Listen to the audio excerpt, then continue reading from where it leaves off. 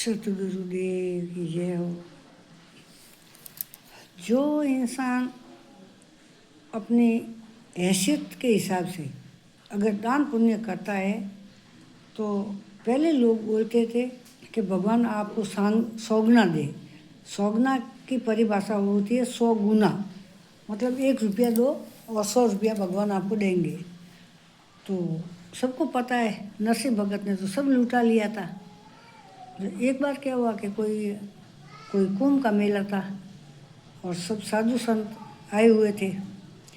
तो जिस गांव में वो भगत रहते थे, नरसिंह भगत, उस समय उनको तो खाने, उसने तो सब माया लूटा दी थी तो उनके पास में तो कोई था नहीं, तो खाने पीने की व्यवस्था खुद की भी नहीं थी। दोनों पति पत्नी की, एक बेटी थी तो वो भी आ गई थी, वो उसकी शादी हो गई थी।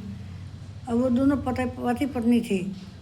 तो किसी ने बोला कि भाई हमारे तो खाना कोई, आप यहाँ कोई गांव में धर्मात्मा है वो खिला सकते हैं। तो किसी ने उड़े उनकी और बोला कि भाई हमारे गांव में तो एक ही नगर सेठ है और वो है नरसिंह भगत, आप वहाँ जाओ खाने के लिए।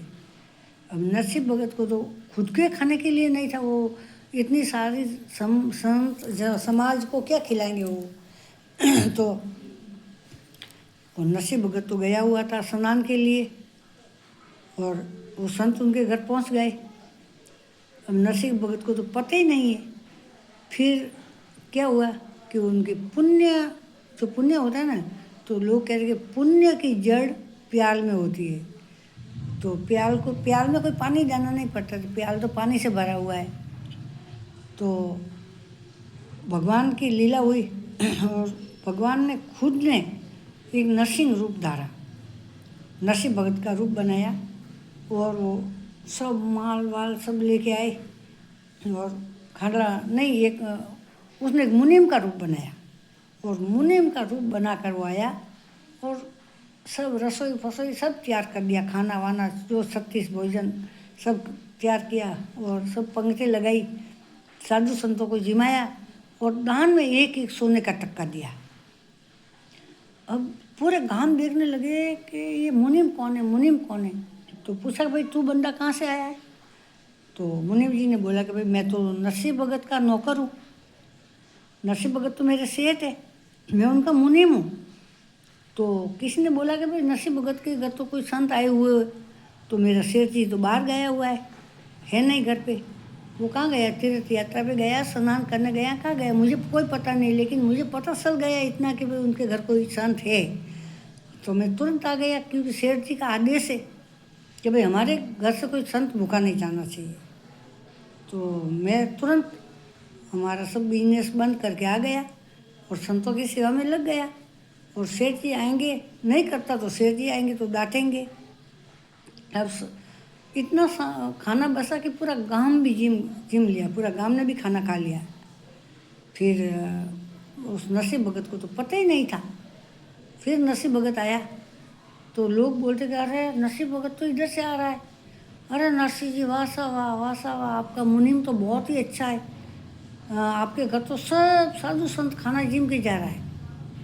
नरसिंह भगत तो एक बात तो बोले ही नहीं और सोचने लगा क्या हुआ हमारे घर और इतने संतों को दक्षिणा में सोने का टक्का दिया है, ये ऐसे कैसे हो सकता है, ये सब लोग मेरी उड़ा रहे।